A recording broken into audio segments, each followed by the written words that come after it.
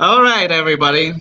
With that good intro from the Solar Dynamics Observatory, let's get rolling.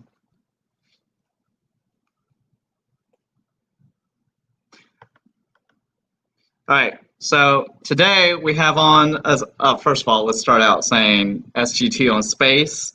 The only weekly space show in Houston. Hopefully, we'll make that weekly again. Not hopefully, we will. We took a hiatus for a few months.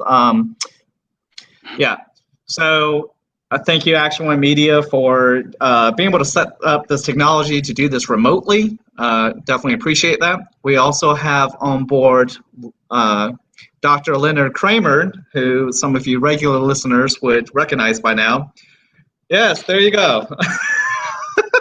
Although before you probably just heard his voice and didn't see his face, so this is put the face to the sound or voice. So this is great.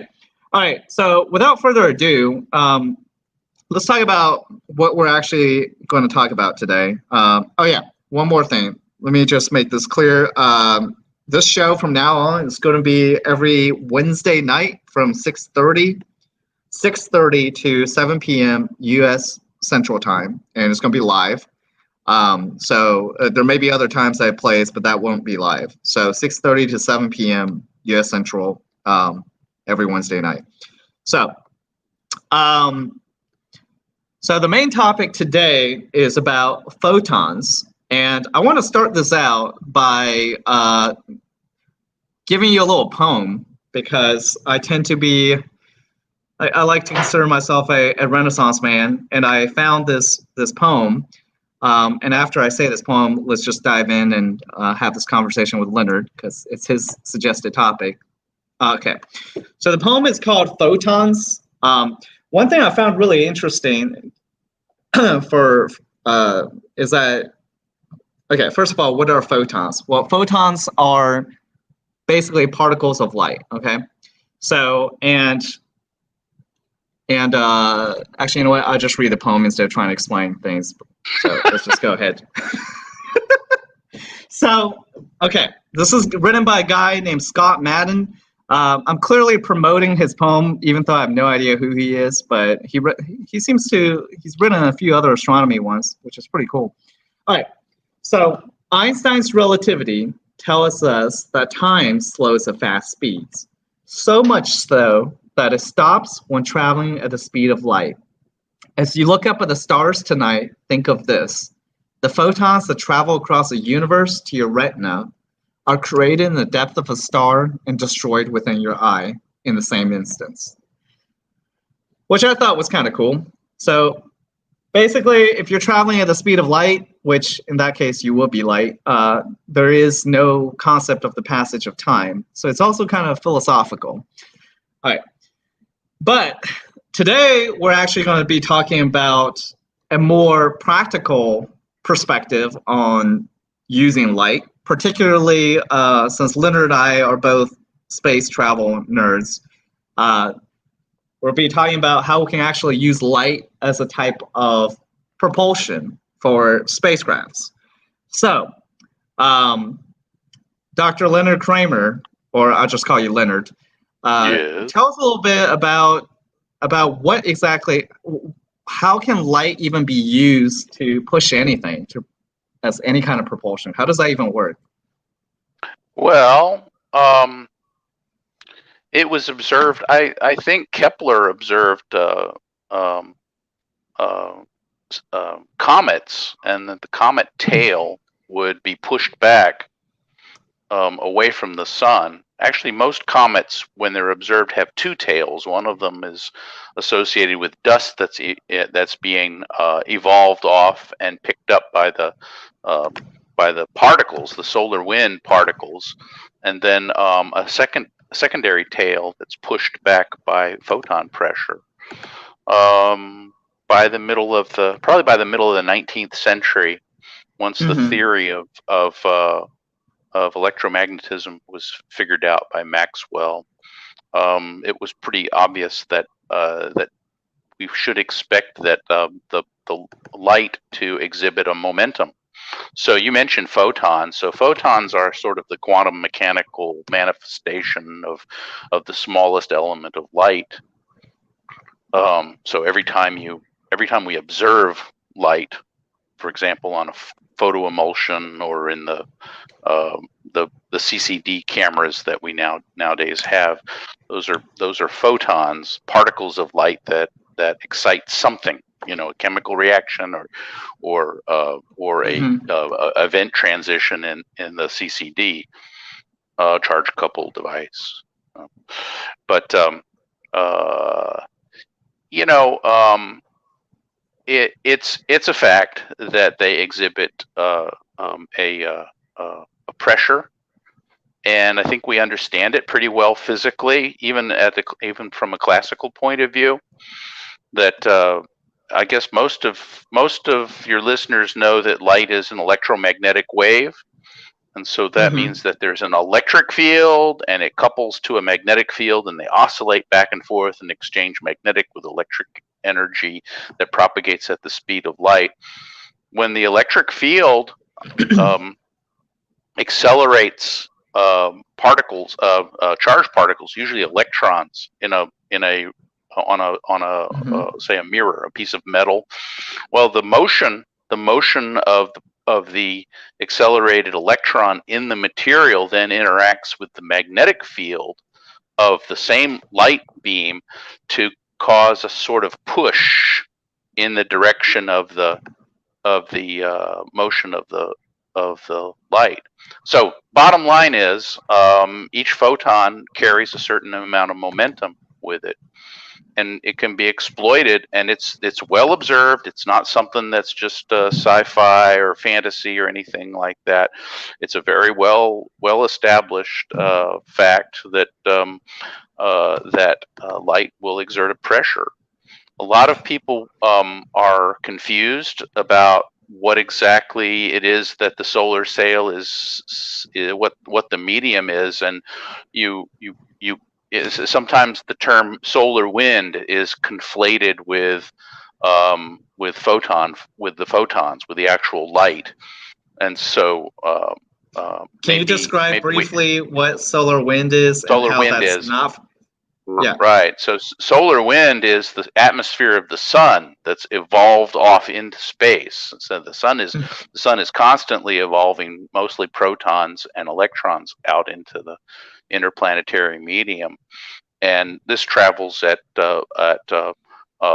hundreds of kilometers per second, and it's responsible for the aurora at Earth and other things that we could talk about probably in another episode. But right. the momentum from those particles are not large enough to really cause any kind of significant influence when compared to the photon flux. So when people talk about solar wind, there's confusion, and I see it in popular literature or even newspaper articles about solar sails. They will say solar wind, and it's wrong. The medium that's pushing is the light. It's the actual light that you see from the sun pushing against objects, and the size of it, it's roughly if I have a square kilometer of material, like a mirror, mylar material, the amount of pressure, if I present that directly at the sun at the orbit of the Earth, it's about 1 pound. It's roughly 1 pound per kilometer, which is not a lot, but it's enough to, because it's free and it's there all the time. It can be used that's actually a good question. Considering the minuscule amount of force that it projects, that these photons, particles of light, has, and the necessity of having such a huge area, why are we even looking into this? What's the advantage here? Well, because the fuel is free, right? So you don't have any fuel costs. It's also it's also persistent. In other words, no matter how fast you're going, as you go faster and faster, no matter how fast you're going, the incoming sunlight is still coming in at the speed of light. Right now, now at extreme speeds, it'll start to become Doppler shifted, and you'll get less of a kick from it. It becomes sort of like red shifted as you go faster and faster. But for ordinary operations within the solar system, that is enough to accumulate a significant delta velocity, and you can deorbit things or increase the orbit by angling the sail in a conventional way. Just in the same way that a sailboat would angle its angle the sail against the terrestrial wind in the air. One can angle the solar sail. Solar sail has to be a highly reflective material, and so I think they generally use mylar sheets. I don't know about the technology having to do with all those kinds of things, but they use a very, very small, thin fabric. I know the Planetary Society's effort there. What is it? Light Sail 2. They have cameras, and you can go to their website, and the cameras are actually show the sail sort of billowing outward. You can actually see it billowing or moving in response to the sunlight shining on it, because it has such a gossamer.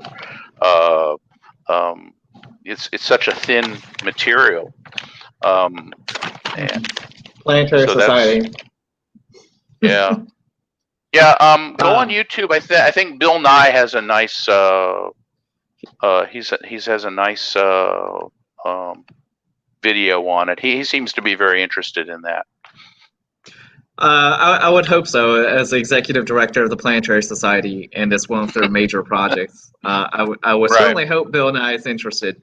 So, as a short background, everybody who. Yeah, I say I'm very much up for solar sails. I really think that it has a lot of potential for being able to move things around in the solar system.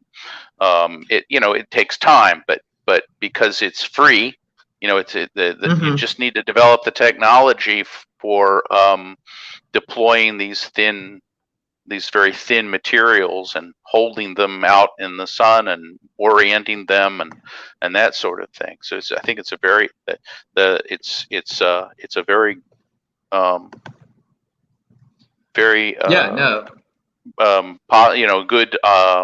good technology to use for that, and I'm up for it. I think the only solar cell that's active right now, and you can correct me if I'm wrong, is the one that is Light Sail 2, and supposed to be up there for another at least half a year or so. I believe that's correct. There have been some others. Now NASA has a program that I just read a little, or a proposal to develop a very much higher technology, more advanced more advanced system that would be able to, the way they plan on doing it, or the way I saw the proposal, was to deorbit until they get very close to the sun, and then they deploy the sails in the vicinity of the sun, and they get a very high flux, and they can go almost straight outward from the sun using the photon pressure. And then I don't know how many years did it take for the I've forgotten the Pluto, the probe, that New Horizons probe that flew to Pluto. They think they can do Pluto in 2 years. Right now, that's not bad. Right. So those are all really things that are not they're not that difficult. I don't from our standpoint. We should be able.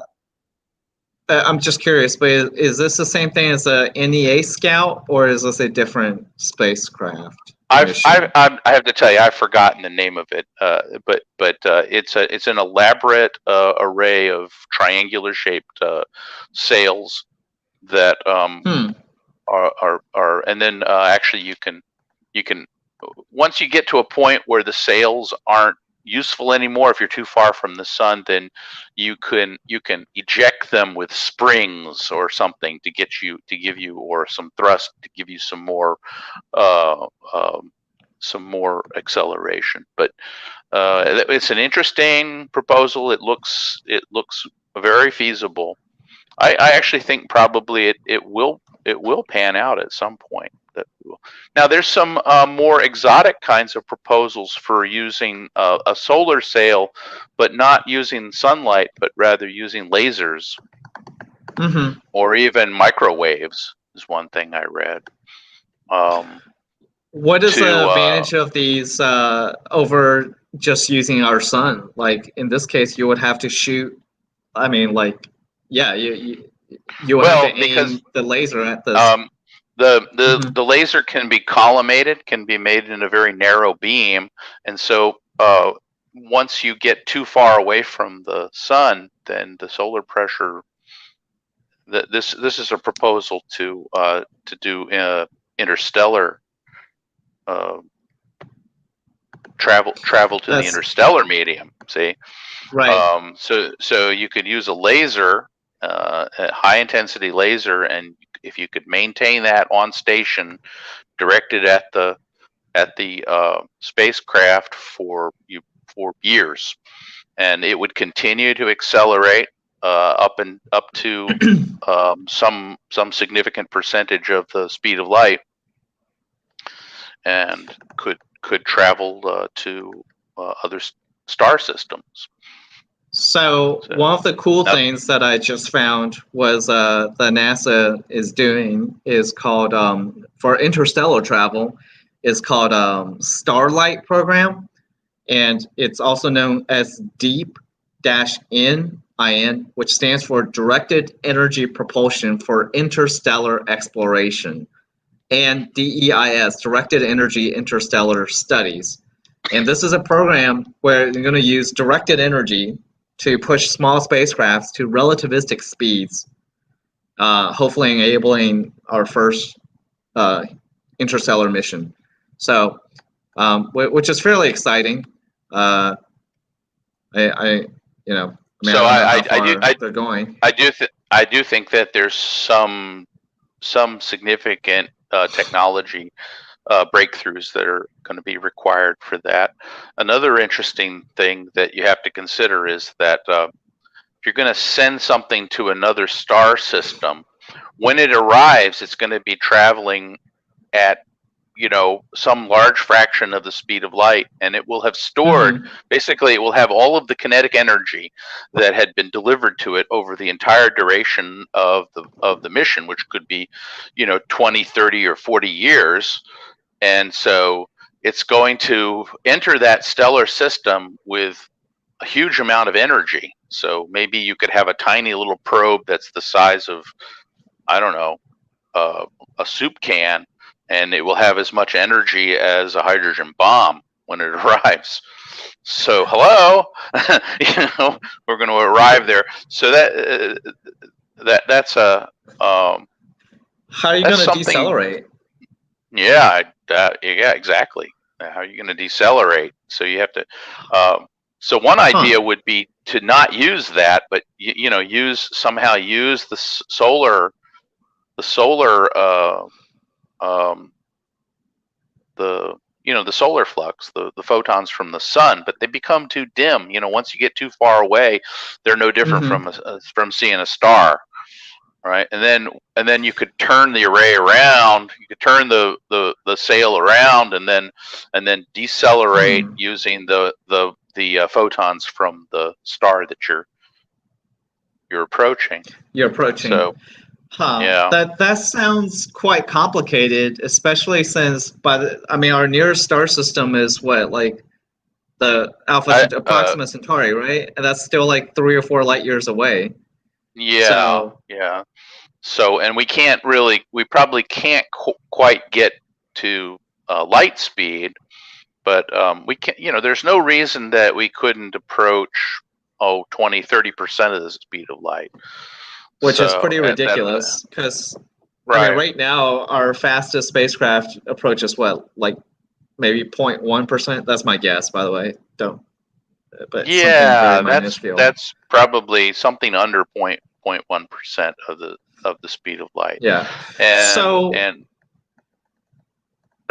so I was thinking a little bit earlier. You were talking about how we really need some breakthrough technologies, and I thought that was interesting because I, th- I don't know if Bill Nye is involved with this one, but a couple of really well-known people are.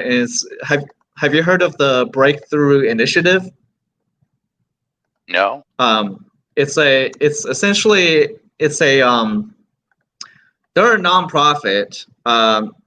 Like I think it's called the Breakthrough Organization or something, and they have a couple of literally out of the world projects, and one of them is called Breakthrough Starshot.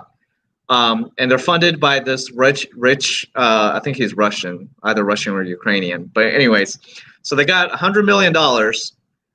So this is $100 million research and engineering program. There we go. Yeah, it's on the screen.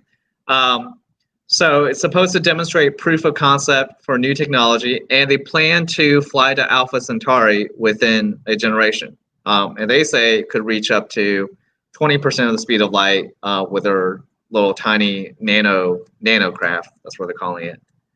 So, and they're using beam propulsion.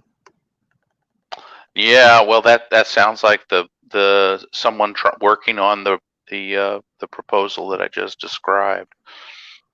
Right. There's a go ahead. Sorry, Leonard. No, that's pretty much the what I know about it. I know that there is another proposal to possibly use one of these to travel to. Now, this is interesting. This is a different. There's some different science that's involved in using the sun as a lens in order to visualize extrasolar planets. And every body in every massive body in the solar system has a focal point. I don't know if we could talk about this another day, but according to general relativity, space is curved by the presence of mass. And so there is a location that is, so many hundreds of astronomical units away from the sun, where parallel rays that are coming to the sun then are focused at a point. And if we could position a satellite there or a telescope there, we could use the magnifying power of the gravitational lensing of the sun in order to potentially visualize or image extrasolar planets that are tens or hundreds of light years away. So that's pretty interesting, and one of the ways thought that might be the best way to get there would be to use a solar sail or one of these light sail techniques using the laser. See, using the laser, it's equivalent to using the sun. It doesn't matter where the photons come from, but you would consume fuel in the solar system to produce energy that would be directed outward using a laser, right? And then you could direct it right at the object that's accelerating, the spacecraft that's accelerating. So that was thought to be a way to get to that point, and that might be one of the ways that we could actually get images of extrasolar planets or a planetary system. That's really interesting. What is this project called? Well, I'd have to. Yeah, I don't remember I need to do better show prep. I'm afraid I missed that, but I can direct that to you at another time. So, but essentially, it's using like what's the technical term for this? Gravitational. Well, you know, the gravitational lensing is not really related to the solar sail technology. It's just that I saw it proposed as an application that could utilize the solar sail or light sail method to get to that point out in interstellar. It's really interstellar space where you have to be in order to use the sun's lensing. I get it. See, right. So I think I understand it, because if you're going to use the suns as part of a lens, so to speak, then you have to put your telescope at a certain distance away from the sun. Right. And it has to be very, very far away. Very, very far. Yeah. Okay. Right. It's hundreds of astronomical unit is the distance between the Earth and the sun. Right. So it's just a convenience. So it's hundreds of astronomical units. It's at a point where the sun really looks like a star. You know, you're really in interstellar space, but and you'd need to maintain that position, right? You'd like to be able to steer the position. You'd have to select your targets, the things that you want to see. You'd have to select those many years in advance. You know, and you'd really only be able to probably image one or two in a practical, because of the amount of effort that would go into you know, station keeping and trying to get to that location. But imagine that there's, I mean, in the past 20 years, there's been thousands of extrasolar planets that have been detected. I guess I don't know if we've talked about that before. And we're urgent. We have this earnest desire to know if there's life on them, or what's going on these planets. All these thousands of planets that have been discovered. So, you know, yeah. No, I mean, that's really interesting, and in fact, we should definitely save this for possibly our next show. I would love to talk about this extrasolar planets. The name of the project, by the way, I just found is called FOCAL, which is called Fast Outgoing Cyclopean Astronomical Lens, and it's a proposed space telescope that will use the sun as gravity lens. And it needs to be at a minimum distance of 550 astronomical units from the sun, which is huge. Because our Voyager, Go ahead. I was going to say Voyager is not even at 150 AU astronomical unit. Voyager 1 is only like 147. So So the advantage. So what makes solar and light sail technology so compelling is that it's a real feasible means of attaining very high speed in the solar system without consuming a huge amount of fuel. And that's just you could get someone on here to talk about why you can't do it, right? Look for reasons why, but to me it just seems so compelling that I mean, I'm up for it. Let's go. Come on. Let's go indeed. And with that, Leonard. All right. So, speaking of let's go, the show gotta go. Since we're we're down to the last minute. So thank you, Leonard, for explaining the physics behind it and the exciting projects that's going on. I have not heard of some of these things, such as FOCAL, what you just described. So for all the listeners out there, just go on YouTube. You can tune in even after the show is over. So look up on Facebook, facebook.com/The Shen Show. All the episodes should be there. On YouTube, you can also search for Action One Media. So and find the whole playlist of all the shows present and this one and the past ones. So thank you, everybody. And last words. Look up, because you never know what you will see. All right. Take care, everyone.